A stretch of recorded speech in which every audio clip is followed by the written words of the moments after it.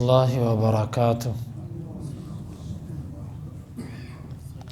سورۃ الاعراف آیت نمبر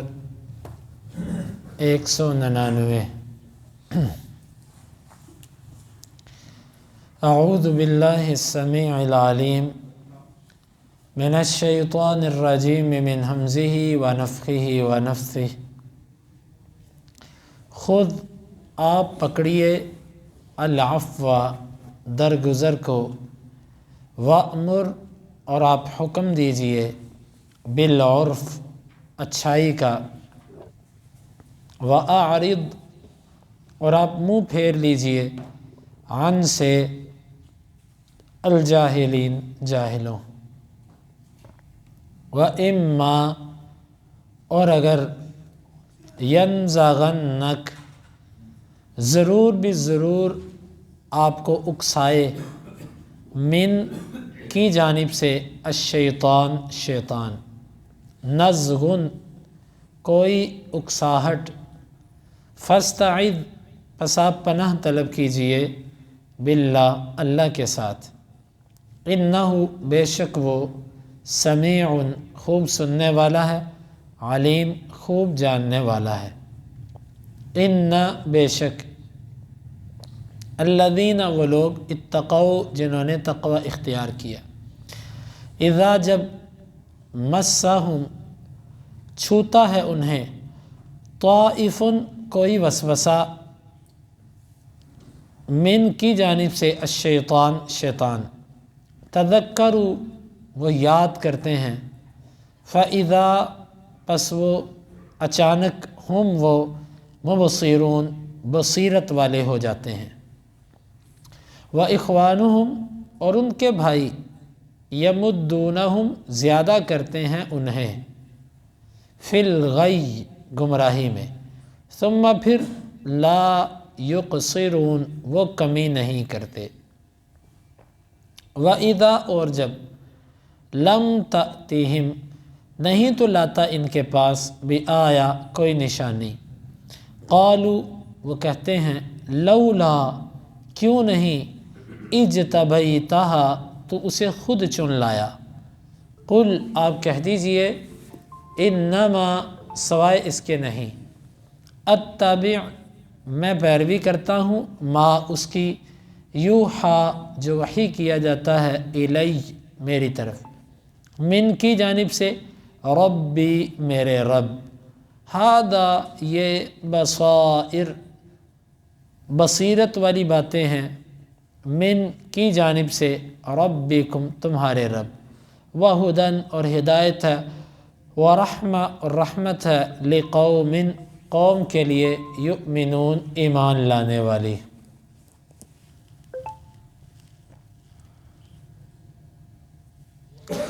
خذ العفو وأمر بالعرف آپ معافی کو اختیار کیجئے اور نیکی کا حکم دیجئے، وَأَعْرِضْ عَنِ الْجَاهِلِينَ اور جاہلوں سے منہ پھیر لیجئے، وَإِمَّا يَنزَغَنَّكَ مِنَ الشَّيْطَانِ نَزْغٌ فَاسْتَعِذْ بِاللَّهِ اور اگر آپ کو شیطان کی طرف سے کوئی اکساہٹ اکسائے تو آپ اللہ سے پناہ طلب کیجئے، انہ سمیع علیم بے شک وہ سننے والا ہے جاننے والا ہے۔ ان الذین اتقوا اذا مسهم طائف من الشیطان بے شک وہ لوگ جنہوں نے تقوی اختیار کیا، جب انہیں شیطان کی طرف سے کوئی وسوسہ چھوتا ہے، تذکروا وہ یاد کرتے ہیں، ذکر کرتے ہیں، فاذا هم مبصرون اچانک وہ بصیرت والے ہو جاتے ہیں، وَإِخْوَانُهُمْ يَمُدُّونَهُمْ فِي الْغَيِّ اور ان کے بھائی انہیں گمراہی میں زیادہ کرتے ہیں، ثُمَّ لَا يُقْصِرُونَ پھر وہ کمی نہیں کرتے، وَإِذَا لَمْ تَأْتِهِمْ بِآیَةٍ اور جب آپ ان کے پاس کوئی نشانی نہیں لاتے، قَالُوا لَوْلَا اجْتَبَیْتَهَا تو وہ کہتے ہیں تو نے اسے کیوں نہیں چن لیا، قل آپ کہہ دیجئے انما اتبع ما یوحا الی من ربی یقیناً میں تو پیروی کر رہا ہوں اس کی جو میری طرف وحی کی جاتی ہے میرے رب کی جانب سے، ھذا بصائر من ربکم، یہ بصیرت والی باتیں ہیں تمہارے رب کی جانب سے، وہدی ورحمۃ لقوم یؤمنون، اور ہدایت ہے اور رحمت ہے ایمان والی قوم کے لیے۔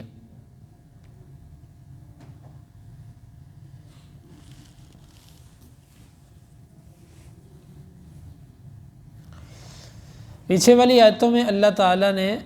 توحید کا ذکر کیا تھا، توحید کے دلائل بیان کیے۔ اس آیت میں توحید کی دعوت دینے والے کو چند احکامات کا ذکر کیا کہ جس نے توحید کی دعوت دینی ہے وہ چند چیزوں کا اہتمام ضرور کرے، کیونکہ آپ توحید کی دعوت دینے کے لیے جتنا مرضی نرم انداز اختیار کر لیں، جتنا مرضی نرم انداز اختیار کر لیں اور جتنی مرضی عمدہ دعوت دیں، جو مرضی کھلا پلا دیں،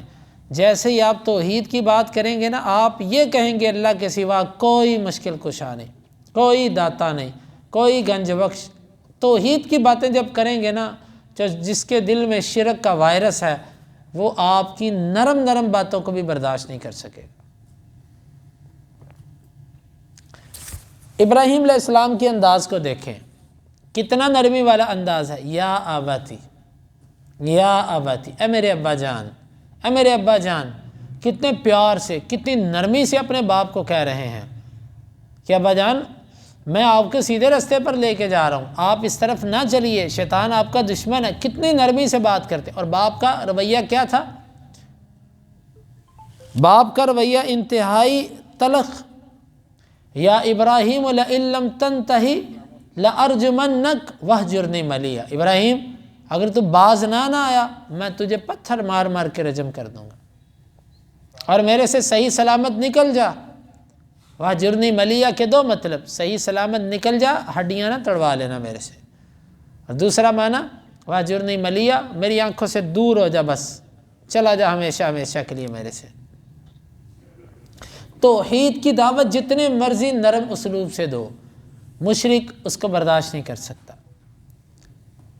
تو اللہ تعالیٰ نے یہاں پر فرمایا کہ جب تم نے توحید کی دعوت دینی ہے تو یہ برداشت تو مشرک سے نہیں ہو سکے گی، تو اس کے لیے تم نے کچھ چیزوں کا اہتمام کرنا ہے۔ سب سے پہلے تم نے درگزر کرنا ہے۔ درگزر کا مطلب یہ ہے کہ جب آپ ان کو توحید کی دعوت دو گے وہ جہالت والی باتیں کریں گے، آپ کو غصہ دلائیں گے، آپ پر تبرہ کریں گے، الٹ پلٹ باتیں کریں گے، آپ نے برداشت کرنا ہے۔ خذ العفو، درگزر کو لازم پکڑو۔ اگر درگزر نہیں کر سکیں گے تو دعوت میں ناکامی ہوگی۔ کیوں؟ جب آپ دعوت کے میدان میں لڑ پڑیں گے، جھگڑا کریں گے، تو یہ آپ کی دعوت کے اوپر سخت برے اثرات چھوڑے گی۔ دعوت کے باب میں لڑائی نہیں کرنی، برداشت کرنا ہے۔ خذ العفو، آپ درگزر کو لازم پکڑو۔ وأمر بالعرف، اور نیکی کا حکم دو۔ عرف کسے کہتے ہیں؟ اچھی چیز جس کو انسانی طبیعت اور فطرت اچھا سمجھتی ہو اور شریعت اس کی تائید کرتی ہو، یہ عرف، یہ اچھی چیز ہوتی ہے، اور اچھائی کا حکم دیجئے۔ اور تیسرا کام اعرض عن الجاہلین، جاہلوں سے منہ موڑنا ہے۔ منہ موڑنے کا مطلب یہ نہیں کہ ان کو دعوت نہیں دینی، دعوت دینی ہے، لیکن جب وہ آپ پر الٹی پلٹی باتیں اور بحث پر اتر آئیں اور آپ سمجھیں کہ یہ فضول اور لا یعنی قسم کی بحث ہے، تو ان باتوں کا جواب دینا آپ پر کوئی لازم نہیں ہے، بلکہ چپ کر کے وہاں سے چلے جائیں۔ وہ اگرچہ آپ کو کہے لاجواب ہو گیا، اس کو بات نہیں آئی، میں نے چپ کروا دیا، ایسے کر دیا، ویسے اعرض عن الجاہلین، جاہلوں سے آپ اعراض کر دو، منہ موڑ کے چلے جاؤ، اسی میں بہتری ہے۔ اگر آپ ان کے ساتھ الجھیں گے تو آپ کا وقار مجروح ہوگا۔ تو داعی کو تین قسم کی اللہ تعالیٰ نے احکامات دیے دعوت کے میدان میں۔ ایک تو تم نے درگزر اور نرمی اختیار کرنی، سختی سے اور ہر بات پر انتقام لینے سے، غصے میں آنے سے دعوت، تمہاری دعوت کے میدان میں تم ناکام ہو۔ دوسرا، نیکی کا حکم، اچھائی کا حکم دیتے رہنا ہے۔ اور تیسرا، جاہلوں کی فضول قسم کی باتوں کی پرواہ نہیں کرنی۔ کوئی ضروری نہیں کہ آپ ان کی باتوں کے جواب دو، آپ کے خلاف جو کرتے ہیں کرتے رہیں، آپ بس اپنی منزل کی طرف بڑھتے جاؤ۔ کیوں؟ اگر آپ رک گئے، رک کر جواب دینے لگ پڑے تو یقیناً آپ کی آگے بڑھنے کی رفتار کم ہو جائے گی۔ جب آگے بڑھنے کی رفتار کم ہوگی اور وہ کامیاب ہو گئے۔ ہاں وہ اعتراض ان کا جو علمی اعتراض ہو، جس کا جواب دینا لازم ہو، وہ دے دو، لیکن جب آپ سمجھو کہ یہ کج بحثی ہے، یہ محض خلط مبحث ہے، پھر آپ ان کی کسی بات کا جواب مت دیجیے۔ وَإِمَّا يَنزَغَنَّكَ مِنَ الشَّيْطَانِ نَزْغٌ فَاسْتَعِذْ بِاللَّهِ۔ ظاہر بات ہے، انسان ہے، 100 دفعہ کہے نا کہ میں برداشت کروں گا، میں صبر کروں گا، کہیں نہ کہیں اس کا صبر کا پیمانہ لبریز ہو جاتا ہے، برداشت جواب دے جاتی ہے، ہمت ہار جاتا ہے بندہ، جذبات میں آ جاتا ہے، شیطان کے اکسانے پر بڑک اٹھتا ہے۔ اللہ تعالیٰ نے فرمایا کہ پھر بھی ان 3 چیزوں کے ساتھ ایک چوتھی چیز، اگر سب برداشت کرنے کے باوجود شیطان آپ کو بار بار ابھارے، پکڑ اس کو، دے جواب اس بات کا، ایسے کر دے ویسے کر دے، شیطان اگر یہ کام کرے تو تو نے وہاں پر فاستعذ باللہ، اللہ سے پناہ مانگنی۔ گویا کہ 4 کام ہو گئے، درگزر، نیکی کا حکم، جاہلوں سے منہ موڑ لینا ہے، اور چوتھی چیز کہ اعوذ باللہ، اللہ سے پناہ مانگنی ہے شیطان مردود سے، کہیں وہ آپ کی مؤثر دعوت کو غیر مؤثر نہ بنا دے، کہ غصہ نہ آ جائے، کیونکہ جب غصہ آیا تو پھر دعوت ختم۔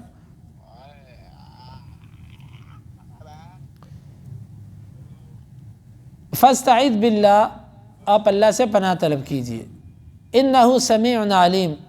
بے شک وہ خوب سننے والا اور خوب جاننے والا ہے۔ یہ اللہ رب العالمین نے فرمایا اللہ سے پناہ مانگو، جب تم مانگو گے اللہ سنے گا بھی اور جانے گا بھی تمہاری اس بات کو، اور تمہاری مدد کرے گا۔ ان الذین اتقوا اذا مسهم طائف من الشیطان،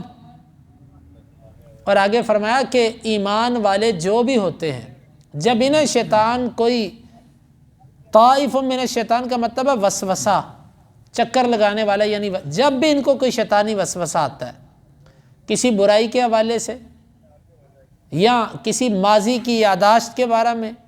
یا کسی سے انتقام لینے کے معاملے میں، جب شیطان وسوسہ ڈالتا ہے، اوے تیرے ساتھ ایسے ہو گیا، تو نے کچھ نہیں کیا آگے سے، یا وہ جات اس نے تجھے یہ بات کر دی، تو نے اس کا جواب ہی نہیں دیا، جا اب اس کا جواب دینا، اکسانا، بھڑکانا، جوشیلا کرنا، اور جھوٹی موٹی غیرت کے نام پر انسان کو ابھارنا۔ اگر شیطان آپ کو ماضی کی باتیں یاد دلا کر کسی نہ کسی طرح بھڑکانا چاہے، تو مومنوں کی صفت یہ ہوتی ہے، جب شیطان ان کو کوئی وسوسہ ڈالتا ہے، تذکروا، تو وہ تھوڑا سا سوچ و بچار سے کام لیتے ہیں، اللہ کو یاد کرتے ہیں۔ اللہ کی یاد ایسی چیز ہے کہ اچانک اللہ ان کو اس یاد سے بصیرت عطا کر دیتا ہے، اور اس بصیرت کی وجہ سے وہ شیطان سے بچ جاتے ہیں۔ یعنی کہ جب وسوسہ آئے، الٹ خیال آئے، تو اللہ کی طرف توجہ لے جاؤ، اللہ کی یاد کی طرف توجہ لے جاؤ، اللہ تعالیٰ آپ کو بصیرت عطا کرے گا، اور اس بصیرت کا نتیجہ یہ ہوگا کہ اللہ تعالیٰ آپ کو شیطان سے بچائے گا۔ یہ ہے اس آیت مبارکہ کا مطلب۔ وَإِخْوَانُهُمْ يَمُدُّونَهُمْ فِي الْغَيِّ، یہ تو مومنوں کا طریقہ تھا کہ جب ان کو شیطان وسوسہ ڈالے تو وہ اللہ کو یاد کرتے ہیں اور بچ جاتے ہیں۔ اب رہے وہ لوگ جو مومن نہیں ہیں، وَإِخْوَانُهُمْ، اور ان کے بھائی، یہاں پر بے ایمان لوگوں کے بھائی شیطانوں کو کہا جا رہا ہے، ان کے بھائی یعنی شیاطین، یمدونہم فی الغی، اپنے دوستوں کو، اپنے بھائیوں کو گمراہی میں اور زیادہ کرتے ہیں۔ مومن آدمی کو وسوسہ آیا، اللہ کو یاد کیا، اللہ نے بچا لیا، اور جس میں ایمان نہیں، اس کو جب وسوسہ آتا ہے تو وہ وسوسوں کے تھپیروں کے اندر اس کو بہا کے لے جاتا ہے، آگے سے آگے بڑھتا جاتا ہے۔ یمدونہم فی الغی، وہ ان کو گمراہی میں اور زیادہ کرتے جاتے ہیں۔ ثم لا یقصرون، پھر وہ کسی قسم کی کمی نہیں کرتے، ان کو تباہی کے دھانے پر لا کھڑا کرتے ہیں۔ اور ایسا ہی ہے، آپ دیکھیں جس کو شیطان، جس میں ایمان نہیں ہوتا، وہ غلط رستوں پہ چلتا ہے، آگے ہی بڑھتا جاتا ہے، چھوٹے کام سے شروع ہوتا ہے اور اس کے انجام تک شیطان لے کر جاتا ہے۔ سگریٹ سے شروع کروایا، آخر نشے تک لے گیا، ادھر غیر محرموں کی طرف دیکھنے سے اور چھیڑ چھاڑ سے شروع کروایا، زنا تک لے گیا، ادھر چھوٹے سے معاملے کی چوری سے شروع کروایا، ڈاکو تک بنا دیا۔ یعنی جس میں ایمان نہیں ہوتا اس کو ابتدا سے اٹھاتا اور اس کو انتہا تک پہنچا کے چھوڑتا ہے، اور جس میں ایمان ہوتا ہے وہ اللہ سے مدد مانگتا ہے اور وہ بچ جاتا ہے۔ تو اس سے ہمیں یہ بھی دیکھ لینا چاہیے ان معاملات کے اندر کہ ہمیں شیطان بعض برائیوں کے اندر آگے سے آگے تو نہیں لے جاتا جا رہا۔ وَإِذَا لَمْ تَأْتِهِمْ، یہاں تک کہ آیت مبارکہ پوری ہو گئی۔ ایک مضمون تھا کہ دعوت کے میدان میں آپ نے دعوت توحید کی کیسے دینی ہے، آگے سے ان کا جو رد عمل ہوگا اس کا آپ نے مقابلہ کیسے کرنا ہے۔ یہاں پر ایک مضمون مکمل ہو گیا، آگے ایک نیا مضمون شروع ہے کہ اللہ کے نبی صلی اللہ علیہ وسلم سے مشرکین مکہ کہتے ہیں فلاں قسم کا معجزہ لے کر آ، فلاں قسم کا معجزہ لے کر آ، آپ نہ لاتے۔ وہ آگے سے کہتے کہ تو یہ معجزہ خود کیوں نہیں لے آیا، اگر تو نبی ہے تو تجھے چاہیے تھا تو خود یہ معجزہ لے آتا۔ اب آپ اندازہ کریں ہمارے یہاں کے جھوٹے موٹے پیر تو جو چاہیں کر کے دکھا دیں، اور جب چاہیں جیسے چاہیں لوگوں کو جھانسا دے جائیں اپنی کرامت کا، لیکن اللہ کے نبی صلی اللہ علیہ وسلم کی کیفیت یہ تھی اپنی مرضی سے معجزہ بھی نہیں دکھا سکتے تھے۔ جب اللہ چاہتا تھا تو معجزہ ظاہر ہوتا تھا، جب اللہ نہیں چاہتا تھا تو معجزہ ظاہر نہیں ہوتا تھا۔